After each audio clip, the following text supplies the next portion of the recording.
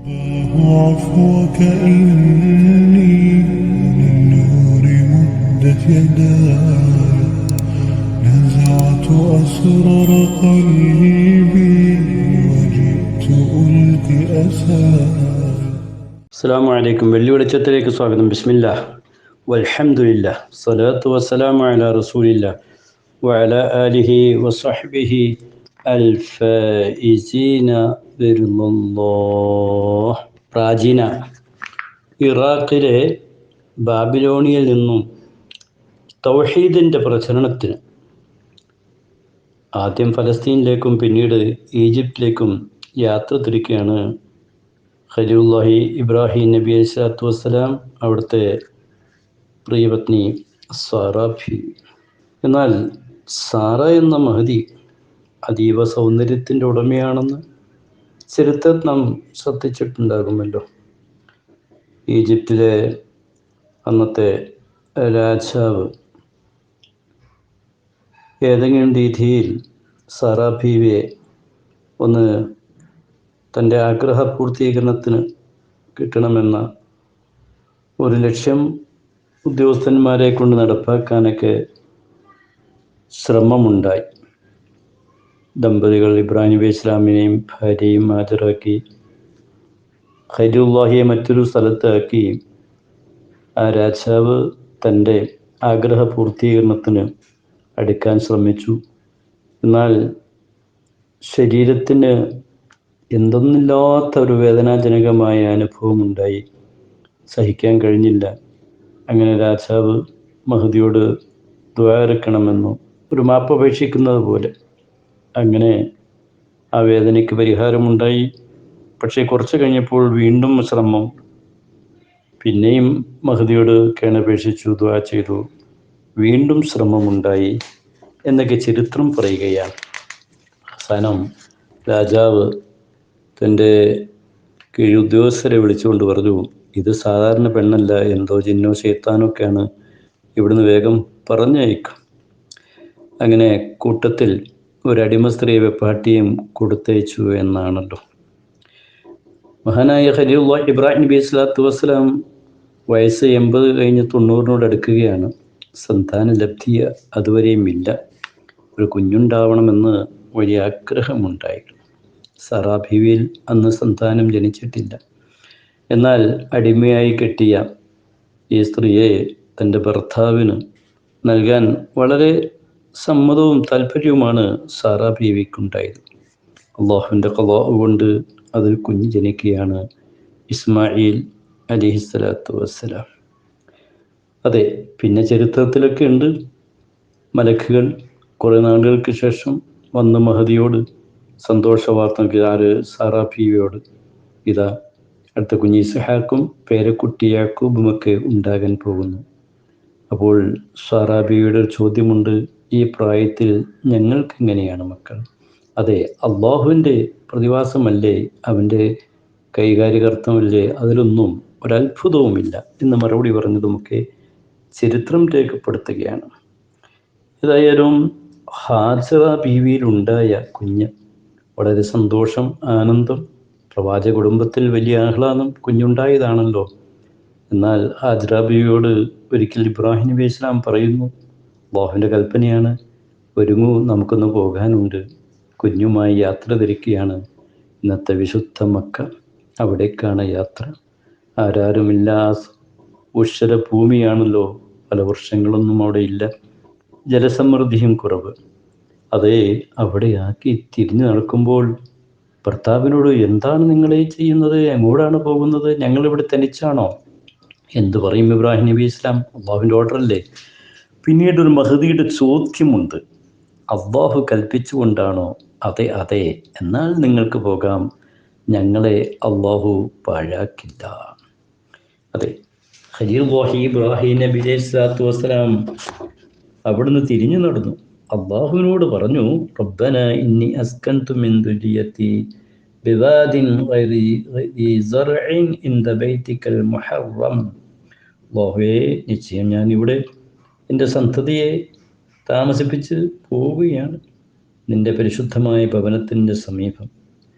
ഇവരൊക്കെ നിസ്കാരം നിലനിർത്തുന്നവരാകണം. മറ്റു ജനങ്ങളുടെ ഹൃദയങ്ങളെ ഇങ്ങോട്ട് ഇവരിലേക്ക് തിരിക്കണം. വർസുഖുഹും മിന സമറാത്ത്, ഇവർക്ക് നല്ല കായികനികൾ ഫലങ്ങൾ നൽകണം എന്നൊക്കെ ഖലീലുല്ലാഹിയുടെ പ്രാർത്ഥനയുണ്ട്. അതേ ലോകത്തെ ജനകോടികളുടെ മനസ്സുകൾ ഇന്ന് വിശുദ്ധ മക്കയിലല്ലേ? ഇതാ ഈ ശവ്വാൽ ദുൽഖഅദ വേളയിൽ ജനലക്ഷങ്ങൾ ഹജ്ജിനായി വിശുദ്ധ മക്കയിലേക്ക് തിരിക്കുമ്പോൾ നമ്മൾ അതിൻ്റെ എത്രയോ നൂറ്റാണ്ടുകൾക്ക് മുമ്പുള്ള ഈ ഒരു സംഭവം അനുസ്മരിക്കേണ്ടത് തന്നെ ഉണ്ടല്ലോ. കാരണം ഇസ്മായിൽ നബിയെ ഓർക്കാത്ത, ഇബ്രാഹിം നബിയെ ഓർക്കാത്ത, സ്മരിക്കാത്ത ഒരു ഹജ്ജ് പിന്നെ ചരിത്രത്തിൽ മറ്റും ഇല്ലല്ലോ. ഇപ്പോൾ കഅബാലയം തന്നെ ജനകോടികൾ ദിവസേന തിരിഞ്ഞു നിസ്കരിക്കുന്ന ആ കഅബാലയം വിശുദ്ധ ഹജ്ജിൻ്റെ മുഖ്യ ഘടകമായ ഒന്ന് തവാഫ്, ആ കഅബാലയത്തെയാണല്ലോ പ്രദക്ഷിണം ചെയ്യുന്നത്. അതെ, ആ കഅബാലയത്തിൻ്റെ ചരിത്രങ്ങളിലും പിന്നാമ്പുറങ്ങളിലേക്ക് നാം വായനയ്ക്ക് ശ്രമം നടത്തുമ്പോൾ ഇബ്രാഹിം നബി സ്വലാത്തു വസ്സലാം എന്ന പിതാവും മകനും ചേർന്നു നിന്ന ഒരു ത്യാഗോത്സരമായ ചരിത്രത്തിൽ വളരെ വളരെ മഹിതമായി രേഖപ്പെടുത്തിയിട്ടുള്ള അനുഭവങ്ങൾ ഖുർആൻ തന്നെ അത് പറയുന്നുണ്ടല്ലോ. കഅബ പുനരുദ്ധാരണത്തിന് ശേഷം ഇബ്രാഹിം നബി സ്വലാത്തു വസ്സലാമിൻ്റെ പ്രാർത്ഥന, ഇബ്രാഹിമുൽ ഖവാഇദ മിനൽ ബൈത്ത് വഇസ്മാഈൽ, എന്നിട്ട് എന്താണ് പ്രവാചകൻ പറഞ്ഞത്? അല്ലാഹുവേ, ഞങ്ങളിൽ നീ സൽക്കർമ്മം സ്വീകരിക്കണമേ. ഈ പ്രാർത്ഥനയൊക്കെ നാം ഇവിടെ അടിവരയിട്ടുകൊണ്ട് മനസ്സിൽ സൂക്ഷിക്കേണ്ടതാണ്. പ്രാർത്ഥനയാണ് നമ്മുടെ ബലം, നമ്മുടെ ശക്തി. ഒന്ന്, എന്തൊരു നിർമ്മാണ പ്രവർത്തനത്തിൻ്റെയും കാതൽ, അതിൻ്റെ മുഖ്യ ഘടകം അല്ലാഹുവിന് വേണ്ടിയാകണം. പടച്ചവൻ്റെ കബൂലിയത്ത്, സ്വീകാര്യത അതിലുണ്ടാവണം. എല്ലാ നിർമ്മാണ പ്രവർത്തനങ്ങൾക്കും സാമൂഹ്യ സംഘാടനത്തിനും ആതിഥ്യം നൽകുന്ന, സാരഥ്യം വഹിക്കുന്നവരൊക്കെ ഈ പ്രാർത്ഥന മറക്കാതിരിക്കട്ടെ. ഏതായാലും ചരിത്രങ്ങളിലെ ആഴങ്ങളിലേക്ക് ഇറങ്ങുമ്പോൾ വിശ്വാസി സമൂഹത്തിൻ്റെ മനസ്സുകൾ പല പല അത്ഭുതാവഹമായ, വിസ്മയമായ ചരിത്രാനുഭവങ്ങളിലേക്ക് തിരിഞ്ഞു പോവുകയാണ്. എവിടെയാണ് ഈ പരിശുദ്ധമായ കഅബാലയം? വിശുദ്ധ മക്കയിൽ. വിശുദ്ധ മക്ക, അതെ, ലോകത്ത് അല്ലാഹു ആദ്യമായി സൃഷ്ടിച്ചത് തന്നെ കഅബാലയം സ്ഥിതി ചെയ്യുന്ന ആ സ്ഥലമാണ് എന്ന് മഹത്തുക്കൾ രേഖപ്പെടുത്തിയ. ഒപ്പം പരിശുദ്ധ മക്ക വളരെയധികം പുണ്യമർഹിക്കുന്ന ഹറം ഷരീഫ്, ആ വിശുദ്ധ കഅബാലയത്തെക്കുറിച്ച് മസ്ജിദുൽ ഹറാം പരിശുദ്ധ ഖുർആൻ തന്നെ പ്രതിപാദിക്കുന്നുണ്ടല്ലോ. ഇന്ന അവ്വല ബൈത്തിൻ വുദിഅ ലിന്നാസി ലല്ലദീ ബിബക്കത്ത മുബാറക.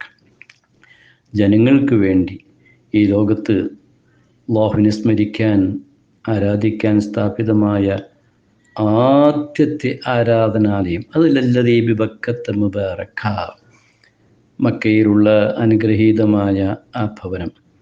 ആദം നബി അലൈഹിസ്സലാത്തു വസ്സലാമിൻ്റെ സൃഷ്ടിപ്പിന് മുമ്പ് തന്നെ കഅബാലയം അവിടെ ആദ്യമായി സ്ഥാപിക്കപ്പെട്ടിട്ടുണ്ട് എന്നതാണല്ലോ ഇസ്ലാമിക ചരിത്രം. നോക്കൂ സഹോദരന്മാരെ, നാം ഒരു ഹജ്ജിനങ്ങ് പുറപ്പെടുമ്പോൾ, അല്ലെങ്കിൽ ഒരു ഹാജിയെ യാത്രയാക്കാൻ നമ്മളവരുടെ സവിധത്തിലെത്തുമ്പോൾ ഒരു പക്ഷേ ഇതൊന്നും അത്ര അങ്ങ് ആലോചിച്ചു കൊള്ളുമെന്നില്ല. എവിടേക്കാണ് ഈ ഹാജി പോകുന്നത്? ഉംറയ്ക്ക് പോകുന്നവർ എവിടേക്കാണ് പോകുന്നത്? ആ ഒരു ചിന്തയിലേക്കാണ് ഈ വെള്ളി വെളിച്ചത്തിൽ സത്യയെ ക്ഷണിക്കുന്നത്. അതെ, ലോകത്തെ ഏറ്റവും പുണ്യമേറിയ ഒരു സ്ഥലം വിശുദ്ധ മക്ക. ആ മക്കയെക്കുറിച്ച് ഖുർആൻ പറഞ്ഞിട്ടില്ലേ? ഇവിടെ പെരുമാറ്റങ്ങൾ വളരെ ശ്രദ്ധിക്കേണ്ടതുണ്ട്. ഇവിടെ ആരെങ്കിലും അതിക്രമങ്ങൾക്ക് ശ്രമിച്ചാൽ ഖുർആൻ താക്കീത് നൽകുകയാണല്ലോ. അവർക്ക് നുദിഖുഹു മിൻ അദാബിൻ അലീം വമൻ യുരിദ് ഫീഹി ബിൽഹാദിൻ ബിളുൽമിൻ നുദിഖു മിൻ അദാബിൻ അലീം. വേദനാജനകമായ അനുഭവമായിരിക്കും അതുണ്ടാകുന്നത്. വിശുദ്ധ മക്കയുടെ, വിശുദ്ധ ഹറമിൻ്റെ പവിത്രതയും പരിപാവനതയും ഏറെ ഗൗരവത്തോടെ കാണണമെന്നാണ് ഈ ഒരു സൂക്തത്തിൻ്റെ മുന്നറിയിപ്പ്. അതേ, ലോകത്തെ മുഴുവൻ അമ്പിയാക്കന്മാരുടെയും പാദസ്പർശനം ഏൽക്കാൻ ആ ഒരു പുണ്യ ഗേഹത്തിൻ്റെ പരിസരത്തിന് അവസരമുണ്ടായിട്ടില്ലേ? അവിടെ നാം പറഞ്ഞല്ലോ ആദ്യം, ഹജറാബിയെയും മകനെയും അവിടെയാക്കി ഇബ്രാഹിം നബി ഇസ്ലാം തിരിഞ്ഞു നടന്ന ത്യാഗോജ്ജലമായ അനുഭവക്കഥ. കുഞ്ഞിന് വെള്ളം വേണ്ടേ? ആ വെള്ളം അന്വേഷിച്ച് മാതാവ് സഫാ മറുവയുടെ ഇടയിലൂടെ നടന്നൊരു നടത്തം. സുബ്ഹാനല്ലാഹ്. അതിനൊക്കെ ശേഷം തിരിഞ്ഞു വരുമ്പോൾ ഇതാ കുഞ്ഞിനെ കിടത്തിയ സ്ഥലത്ത്, ഇന്നത്തെ കഅബാലയത്തിൻ്റെ ഓരത്ത് ജലപ്രവാഹം, ധാരാളം വെള്ളം. അതാണല്ലോ സംസം. മുത്തനബി സല്ലല്ലാഹു അലൈഹി വസല്ലം തങ്ങൾ പറഞ്ഞു, മാഉ സംസം ലിമാ ശരിബഹു. ഏതൊരു ലക്ഷ്യം വെച്ചുകൊണ്ടാണോ സംസം കുടിച്ചത്, ആ ലക്ഷ്യം നിറവേറും. അതിനുള്ളതാണ് മാഉ സംസം. പുണ്യമേറിയ ജലമാണ്. അതല്ലേ ജനകോടികൾ ലോകത്തിൻ്റെ നാനാഭാഗത്തേക്കും ഹജ്ജിന് പോകുന്നവരും ഉംറയ്ക്ക് പോകുന്നവരുമൊക്കെ ആ വെള്ളം രാജ്യാന്തര തലത്തിലേക്ക് ദേശാന്തര യാത്രയിലാണല്ലോ സംസം. അപ്പോൾ അതിൻ്റെ ഒരു പുണ്യം അത് ചെറുതാണോ? അല്ലല്ലോ. അതെ, ചിന്തിക്കാനൊക്കെയുണ്ട്. ചിന്തയാണ് ഇവിടെ നമ്മൾ സാന്ദർഭികമായിട്ട് ക്ഷണിക്കുന്നത്. ആലോചനകൾ ഇസ്ലാമിക ചരിത്രങ്ങളുടെ ആത്മീയ ആഴങ്ങളിലേക്കൊന്ന് ഇറങ്ങി വരണം. ആ സഫാ മറുവയുടെ ഇടയിലുള്ള അന്നത്തെ ഹാജറ ബീവിയുടെ നടത്തം ഇന്ന് ഹജ്ജിൻ്റെയും ഉംറയുടെയൊക്കെ ഘടകങ്ങളായി, മുഖ്യ ഘടകങ്ങളായി മാറിയില്ലേ? സഹി ചെയ്യാതെ അവിടെ ഹജ്ജുണ്ടോ? ഇല്ല. അതെ, ആ മാതാവിൻ്റെ അല്ലെങ്കിൽ ചരിത്രത്തിലെ ആ മഹിത വനിതയുടെ ത്യാഗോജ്ജല അനുഭവം ഒരു കർമ്മം ആയി ഇസ്ലാം പ്രഖ്യാപിച്ചിരിക്കുകയാണ്. പരിശുദ്ധ ഖുർആൻ കഅബാലയത്തെ പരിചയപ്പെടുത്തുന്നുണ്ട്. എന്നിട്ട് അല്ലാഹു തആല പറഞ്ഞല്ലോ, അവിടെ മഖാമു ഇബ്രാഹിം ഉണ്ട് എന്ന്. ഇബ്രാഹിം മഖാമിനെ പറ്റി പ്രത്യേകം പരിശുദ്ധ ഖുർആൻ പറയാം. വമൻ യുഅല്ലിം ശആഇറല്ലാഹി ഫഇന്നഹാ മിൻ തഖ്വൽ ഖുലൂബ്. അല്ലാഹുവിൻ്റെ ചിഹ്നങ്ങൾ, അല്ലാഹു ബഹുമാനിച്ച കാര്യങ്ങൾ, അതിനെ ബഹുമാനിച്ചാൽ, അതിനെ ബഹുമാനിക്കുന്നവർ, അതൊക്കെ അള്ളാഹുവിനെ ചെയ്യുന്ന ഭക്തിയുടെ മാർഗദർശനമാണ് എന്ന് ഖുർആൻ പറയുമ്പോൾ, അതേ കഅബാലയത്തെ, മസ്ജിദുൽ ഹറാമിനെ, മത്താഫിനെ, സഫാ മറുവയുടെ ഇടയിലുള്ള ഇതെല്ലാം നാം പുണ്യശേഷിപ്പുകളായി നമ്മുടെ മനസ്സിലേക്ക് കൊണ്ടുവരികയാണ്. ഹജ്ജിൻ്റെ മുഖ്യ ഘടകമായ അറഫ ജനലക്ഷ്യങ്ങളല്ലേ അവിടെ സമ്മേളിക്കുന്നത്. പിശാചിന് ഏറ്റവും കൂടുതൽ ഈർഷ്യത തോന്നുന്നത് അറഫ നാളിൽ, ആ സമയത്താണ്. കാരണം എന്താ? ജനങ്ങളെല്ലാം അള്ളാഹുലേക്ക് ഖേദിച്ച് മടക്കുക. അവർ തൗബ ചെയ്യുന്നു. അവർ തൗബയും ഖേദവും അള്ളാഹു സ്വീകരിക്കുന്നു. പിശാചിന് അത് ഇഷ്ടമല്ലല്ലോ. ഏതായാലും ഹജ്ജിന് പോകുന്നവർ, ഉംറയ്ക്ക് പോകുന്നവർ, അൽ ഹുജ്ജാജു വൽ ഉമ്മാറു വഫ്ദുല്ലാഹ്, ഹാജിമാർ, ഉംറ നിർവഹിക്കുന്നവർ അള്ളാഹുവിൻ്റെ സംഘമാണ് എന്ന് മുത്തനബി സല്ലല്ലാഹു അലൈഹി വസല്ലം തങ്ങൾ പരിചയപ്പെടുത്തുമ്പോൾ, ഹജ്ജിമാർ അവർ ദേശാന്തര തലത്തിലുള്ള യാത്ര, നാടും വീടും വിട്ടുകൊണ്ട് അതാ മസ്ജിദുൽ ഹറാം കഅബാലയം സ്ഥിതി ചെയ്യുന്ന വിശുദ്ധ ഭൂമിയിലേക്ക് എത്ര കിലോമീറ്ററുകൾ താണ്ടിക്കൊണ്ടുള്ള ഒരു യാത്രയാണ് അള്ളാഹുവിൻ്റെ മാർഗത്തിലേക്ക്. അള്ളാഹുവേ, ഇതാ നിന്നെ വണങ്ങിക്കൊണ്ട്, നിൻ്റെ കൽപ്പനകൾ അംഗീകരിച്ചുകൊണ്ട് ഞങ്ങളിതാ ഇവിടേക്ക് വന്നിരിക്കുന്നു. ഇതാണല്ലോ കേൾക്കുന്നു അള്ളാഹുവിൻ്റെ ഭവനം എന്നാണല്ലോ കഅബാലയത്തെ പരിചയപ്പെടുത്തുന്നത്, വിശേഷിപ്പിക്കപ്പെടുന്നത്. അതെ, ചരിത്രങ്ങളിൽ ഉറങ്ങിക്കിടക്കുന്ന ആ പുണ്യസ്ഥലങ്ങൾക്ക്, പുണ്യസംരംഭങ്ങൾക്ക് ഒരുപാട് ആത്മീയതയുടെ, ആധ്യാത്മികതയുടെ ഉജ്ജ്വലമായ തിളക്കമാറുന്ന കഥകൾ നമ്മോട് പറയാനുണ്ട്. വിശ്വാസികൾ ആ കഥകളൊന്ന് വായിക്കുക, അതൊന്ന് കേൾക്കുക.